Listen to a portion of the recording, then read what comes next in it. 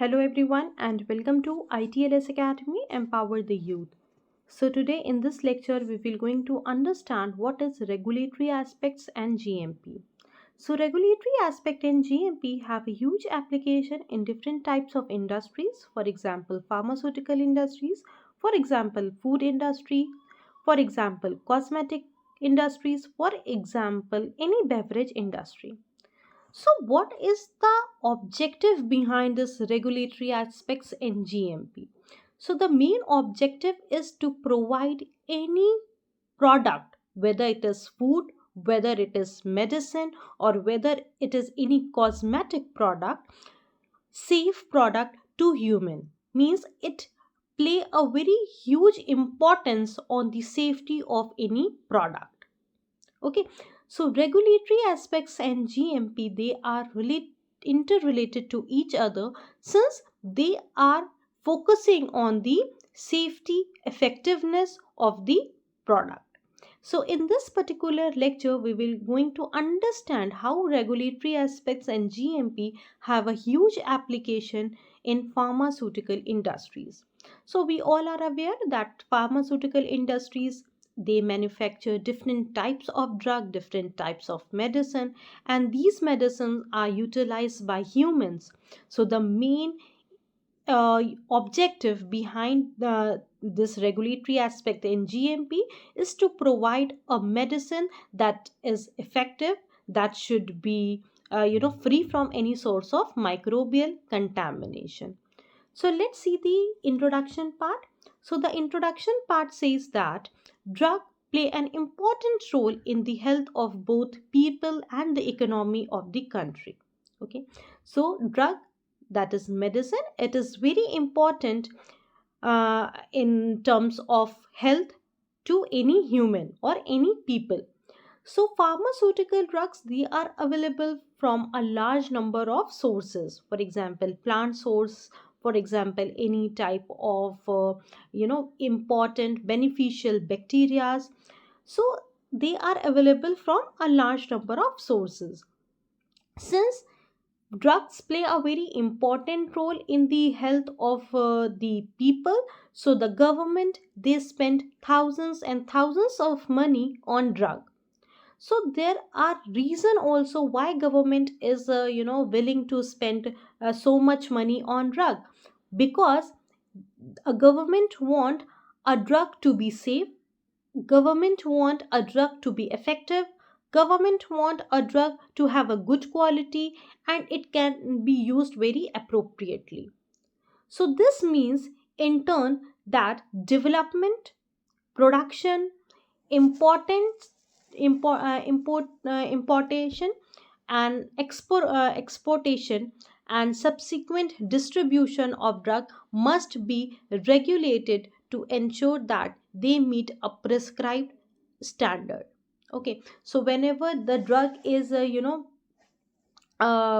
manufactured, or whenever a drug is developed in different types of industries, so the production, the development, the packaging, the export of drug should be done in a hygienic condition, in CIP condition, and a drug should be free from any source of microbial contamination.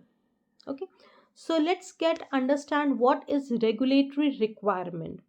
So if you see that in an ideal world the need for the analysis should be driven by the desire to assure the quality of the drug product. Okay, so however in the real world the need for the pharmaceutical drug analysis is driven largely by regulatory requirement. A team that is consisting of R&D, research and development, a team that is related to any QC, that is quality control, quality QA, that is quality assurance, they develop the quality and compliance system. Okay, so all these team, that is R&D, for example QC, for example QA, so all the member of these particular team, they develop a system. Okay, a system that is that have a quality, that have a compliance. Okay, So what is the reason behind this regulatory requirement? The basic reason is to make a drug that is free from any source of microbial or any source of, a different type of contamination. It should be free from any source of contamination or microbial attack. Why? Because at the end of the day, who is the person who is going to utilize this drug? Is the human. Okay, so to make a drug safe, to make a drug effective, these regulatory bodies, you can say, that is R&D, QC, QA, they play a very major role in checking the quality of the drug. So it should be one of the highest priorities of the top management and QA unit to develop and monitor the system to comply with CGMPs and GLPs expectations. Okay, so whenever any drug is manufactured in any pharmaceutical industry, so these regulatory bodies, you can say, play a very important role in checking the quality of the drug. Okay, so the quality should be at the priority for any pharmaceutical industries. So whenever a per see, drug is something that is sell, or you can say जो market में sell होता है on the basis of their reviews, on the basis of their, feedback. Okay, so there is a trust between a person and a drug. Okay, so whenever you fall ill, you take a pharmaceutical drug. Why? Because you have a good trust developed that by taking this particular medicine, my fever will be fine. Okay, so there is a trust between a person and a drug. So it is the duty of any pharmaceutical industry to develop a drug that is free from any source of microbial contamination, a drug that should be effective, a drug that should be safe and can easily utilized by any human being. Okay, so it does not have any adverse effect. So to check the qualities, to check the safety of a particular drug, different types of regulatory uh, bodies or aspects are there to check the quality of any drug. So, what is the key function of regulatory agencies? Means the regulatory agencies, what are their functions? So, the product registration. So, the product registration is one of the most important function that is done by the any regulatory agencies. How? Let's see. So, the first one I have said, that is drug registration. In drug in sorry in product registration, they come it comes drug evaluation and authorization and monitoring of drug efficiency and safety. Second is regulation of drug manufacturing, importation and distribution. How a drug is manufactured. Second function of regulatory agencies means कैसे drug manufacture हो रहा है, and how it is the drug that is manufactured, how it is imported and how it is distributed. The third one says regulation and control of drug promotion and information. Fourth says adverse drug reaction, that is ADR monitoring, licensing of premises, person and practices. So the main reason, or you can say the main function behind any food industry regulatory body is to check the product registration, regulation of drug manufacturing, then comes regulation and control of drug promotion and information, then comes the adverse drug monitoring, and at the end it check the licensing of the premises. Means premises means the area where the drug is manufactured, or you can say simply the factory, or you can say simply the industry. the person all the employees that is there in that particular industries that is related to production, packaging, and quality controls, and at last the practices. So what is the main goal of regulatory agencies? So the main goal of the drug regulation is to guarantee the safety, efficiency, and quality of drugs available to public. Okay, so what is the main goal? So the main goal is to guarantee the safety, means by taking this drug, the drug or you can say that this particular drug is safe for human consumption. So it should give 100% surety that yes, this drug is safe, this drug is efficient, means it can cure up disease or cure a particular problem that a person is facing, and the quality of drug is excellent. So all these three things, that is guarantee the safety, efficiency, and quality of drug, it comes under the goal of regulatory agencies. Okay, so these are the roles. So we have discussed the key functions, we have discussed the goal of regulatory agencies. Now let's see the drug regulation.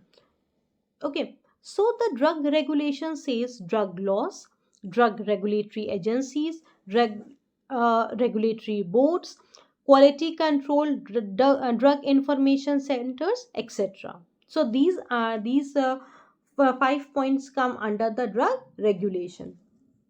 Now let us understand the drug regulatory system in India. So if in India, what is a drug regulatory system, and what are the main bodies of drug regulatory system? Okay, so the drug and health is in a concurrent list of Indian Constitution. It is governed by both center and the state governments under the Drug and Cosmetic Act 1940. So this drug and health, it came in our it is there in our Indian Constitution. It is there in the concurrent list of Indian Constitution. And drugs and health, they both are governed by center and the state governments under which law? Under the Drug and Cosmetic Act 1940. So sometimes in examination also, students, they can ask you about the drug. So means this question can be asked, that under which law this drug and health is there in the Indian Constitution. So this is the thing. So what are the main bodies? So the main bodies are Central Drug Standard Control Organization. So you must be aware of all these full forms, because in examination or in interviews they can ask you what is the full form of CDSCO, that is Central Drug Standard Control Organization. Then the next main body is Ministry of Health and Family Welfare. Then Indian Council of Medical Research, this ICMR, you must be familiar of this ICMR. Most of the job came under this ICMR, so you must be aware of ICMR. This is one of the most important bodies of regulatory bodies. Then it have Indian Pharmaceutical Association, that is IPA. Then they have a Drug Technical Advisory Board. Then they have a Central Drug Testing Laboratory. Then they have an Indian Pharmacopoeia Commission, that is IPC. So all these bodies are very important. You must be aware of all the full form.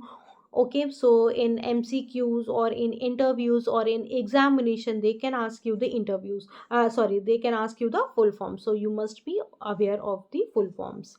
So ICMR, why I'm saying this ICMR? Because this ICMR is one of the most important.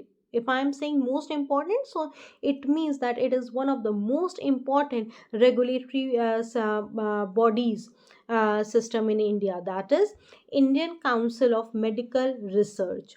So how the structure of this ICMR and how the structure and organization of this ICMR look like, so it is there in this flow diagram, you can say sorry, this flow chart. So there is a union health minister. Okay, so union health minister, it is a governing body. Then a scientific advisory board is there. So the scientific advisory board is of two types, that is scientific advisory group and expert group.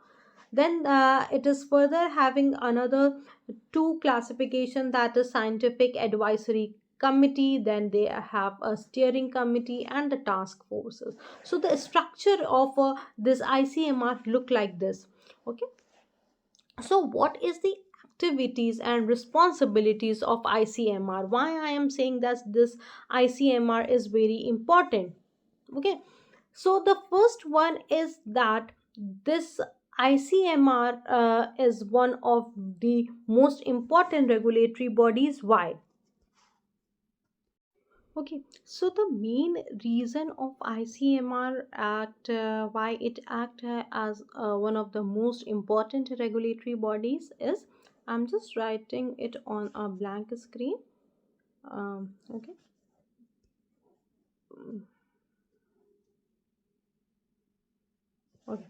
So, see why it is important. So the first point is why ICMR is important. So it is one of the most, or you can say it is one of the oldest medical research body. Okay, it is one of the oldest, you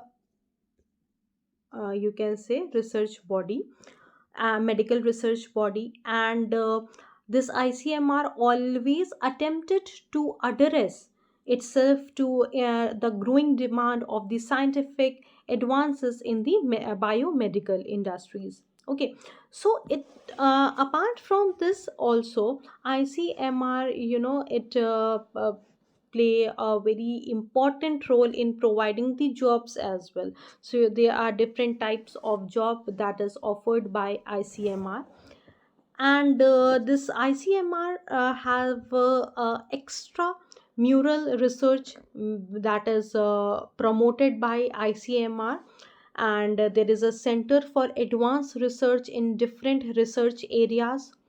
They are always open ended, they conduct always an open ended research in conducted on the basis of applications for grant in aid received from a scientist in and non ICMR institute, medical colleges, universities that is located to different part of the country. So this is one of the most important thing, why it is one of the, you can say, the one of the best or oldest medical research bodies in the world.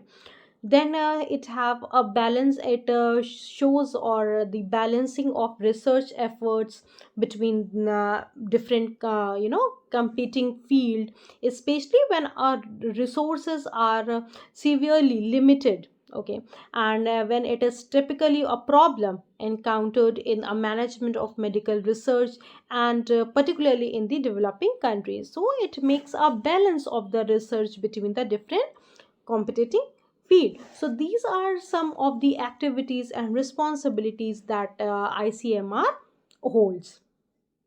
Okay, apart from this student, one thing I would like to mention here is, that is, what is extramural research. So this thing I would like to tell you, that what is extramural research. So what is extramural research? So extramural research is that is funded by a resource other than the universities, such as any federal grant. So the it ICMR is also promote this extramural research. So it is very helpful for the students that are non ICMR research, they do not have a background of ICMR, or you can say that have a non ICMR background.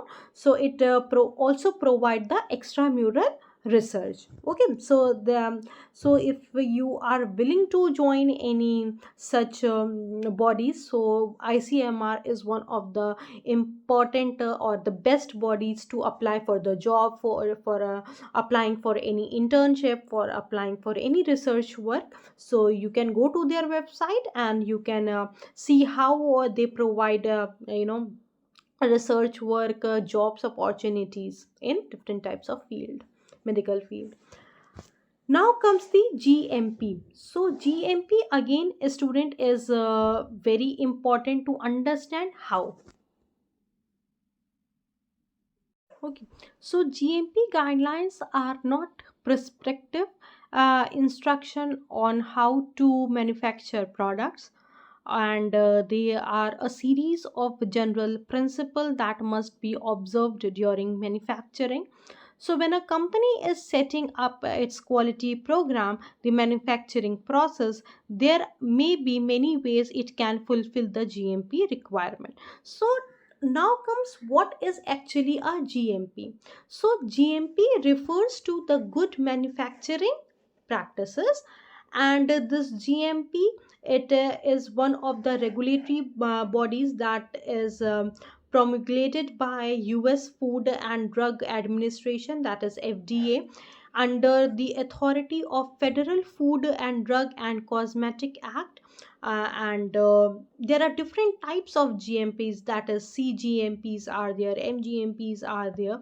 So GMP regulation, it requires a quality approach to manufacturing. It enable the companies to minimize the eliminate the instances of contamination, mix up and error. Okay, so the main focus is to make a product that is free from any source of contamination. So this GMP's regulation, it addresses the issues, that is including the record keeping, personal qualification, sanitation, cleanliness, equipments verification, process validation and compliant handling. Okay, so most of the GMP's requirement are very general, and they are one of the open ended, you can say, allowing each manufacturer to decide individually how to best implement the necessary control. So by having a GMP, it provides the flexibility, you can say, that that also require the manufacturer to interrupt the requirement in a manner which makes sense for each individual businesses. Now I have told you that there is a GMP that is also refers to the CGMP. So what is C? C is C stands for the current. Okay, so GMP, that is CGMP, it stands for current. So I'm just mentioning here. You can note it down somewhere.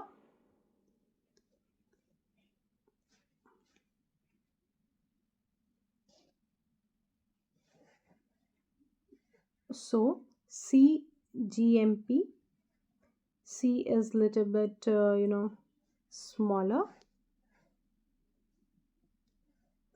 CGMP. So this CGMP, it refers to the current good manufacturing practices. So now what is this CGMP is? So the current remaining the manufacturer that they must employ technologies and system which are up to date, means they ask the manufacturer to use those technologies, those equipment, those method that is there in the latest, means जो नया चल रहा है, latest technologies. So it employs the manufacturer to use the technologies, use the system, use the equipment, use the machinery that which are up to date in the to comply with the regulation. So the system and the equipment used to prevent contamination, mix up and error, which may have been first rate 20 years ago and less than the adequate and current standard. So this is what is CGMP. C means the current, means what is the current technology. A manufacturer should use the current technology to make any product.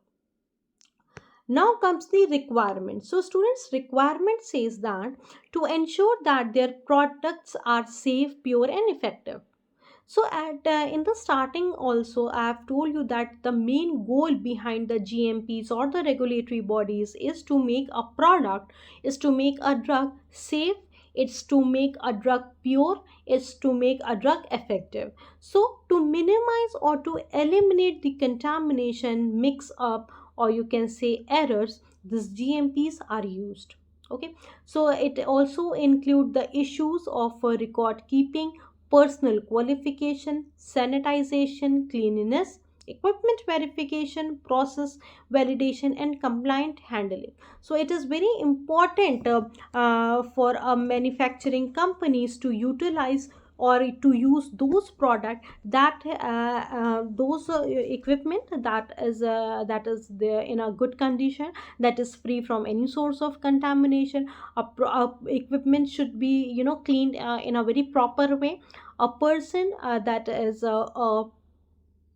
that is the staff, it should they should always follow the GMP guidelines, they should always follow the GLP guidelines, and they should maintain the premises as well as to maintain their self personal free from any source of contamination. GMP, it also refers to CGMP. I've already told you that is the current GMP, that GMP, sorry, a company or a industry should follow the latest technologies in the manufacturing of any good. Failure of firms to comply with GMP regulation can result in a very serious consequences. It sometimes included recall, fines are there, and even the punishments are there. So it is very important for any industrial manufacturer to follow the GMP guidelines in manufacturing of different types of food or different types of drug product. So this is the flow chart, or you can say a simple diagram to understand more about GMP. That is, GMP is related to risk management, it is related to quality management system, it is related to site and facilities management, it refers to the product control, it refers to the personal training and competency, it is also related to the management commitment and control improvement. Okay, so there are different types of five P's of the good manufacturing practices, that is people, product, process, procedure and premises. Means first is the people, a person, that is the person or the employees that are there in the in any beverage industries, or in in any industries, whether it's beverage, food or pharmaceutical industry. A person should follow the GMP's guidelines, and a person should properly sanitize. Then a product should be free from any source of contamination, GMPs should be followed up. Then the process, properly documented, simple and consistent. Then the procedure, guidelines for undertaking the critical processes. And then the premises. So here the cleanliness should be of a priority. Okay, means a person or a company or any food or any industry should focus on the cleanliness of the premises. It should the priorities, what should be the priorities, the safety should be the priorities. So all these 5 P's came under the good manufacturing practices. So that comes to the end of the lecture. I hope you have understood the lecture. If you have any doubt, any queries related to the lecture, you can simply leave your queries in the comment section below. And by the time you can follow ITLS Academy on different portal, you can subscribe ITLS Academy on YouTube. If you have any doubt, any queries related to the lectures, or if you want to enroll in different courses, so you can follow our website, that is www.itlsacademy.com. This is our helpline number, that is 7080833450. So you can simply call on this number. Thank you for watching. Please do like, share and subscribe. And yes, don't forget to press the bell icon to get more update on different lectures by ITLS Academy. And this is our helpline number, that is 7080833450. So you can directly call on this number. Thank you students. Thank you for watching.